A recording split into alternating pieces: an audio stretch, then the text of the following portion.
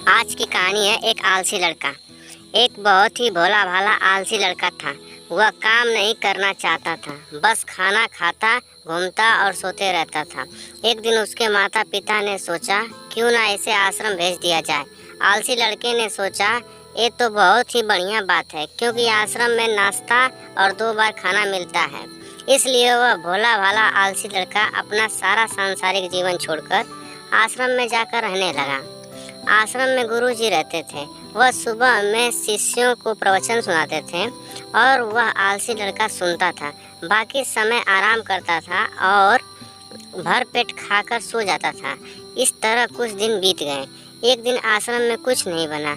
नाश्ते के समय नाश्ता नहीं मिला तो उसने सोचा नाश्ता नहीं मिला तो भोजन तो मिलेगा। अब भोजन के समय उसे भोजन नहीं मिला।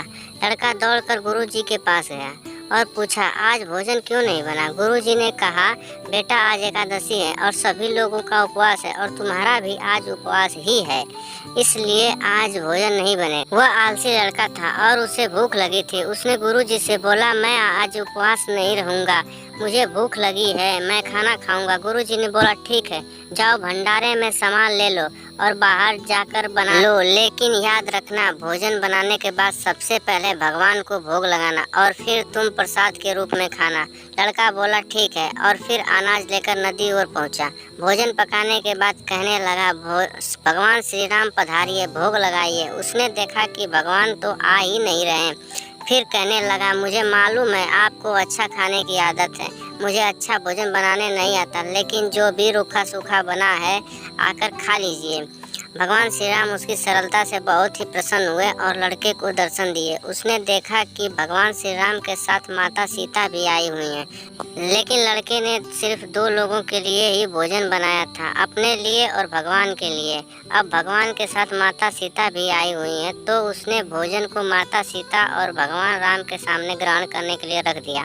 भगवान श्री राम और माता सीता ने भोजन किया और जब जाने लगे तो भोला भाला आलसी लड़का ने बोला प्रभु आप आए, दर्शन दिए, बहुत अच्छा लगा, लेकिन मुझे खाने को कुछ नहीं मिला। और कोई बात नहीं, बस आपसे एक विनती है कि अगली बार आप कितने लोग आएंगे ये बता दीजिए, ताकि मैं उतने लोगों के लिए भोजन बना लूँ। भगवान श्री राम मुस्कुराए और फिर अंतर ध्यान हो गए। लड़का आश्रम गया। दिन बीतता गया। एकादशी का दिन आया। इस बार गुरुजी से कहा गुरुजी मुझे इस बार ज़्यादा अनाज चाहिए। गुरुजी सोचने लगे कि ये इतना सारा अनाज करता क्या है, कहीं इसे बेचता तो नहीं। गुरुजी ने सोचा चलो इस बार एक चलकर देखते हैं कि लड़का इस अनाज का करता क्या है। वो भोला सा लड़का अनाज लेकर नदी किनारे पहुंचा। इस बार उसने भोजन बनाया नहीं। उसने सोचा प्रभु इस बार ज़्यादा लोग लेकर आएंगे, इस बार जितने भी लोग लेकर आएंगे खुद बनाकर भोग लगा लेंगे। फिर प्रेम से प्रभु को बुलाने लगा। गुरुजी ये सब छुप कर देख रहे थे कि ये भोजन तो बनाया नहीं और प्रभु को बुला रहा है। कुछ देर बाद लड़के ने देखा इस बार प्रभु के साथ बहुत सारे लोग आए हुए हैं, तो उसने प्रभु के सामने हाथ जोड़ करके कहा प्रभु माफ़ करना, आप बहुत सारे लोग आए हो, मुझे संख्या पता नहीं होती और मेरी हिम्मत भी नहीं होती कि इतने लोगों के लिए भोजन बनाऊं। आप स्वयं आइए, बनाइए और भोग लगाइए।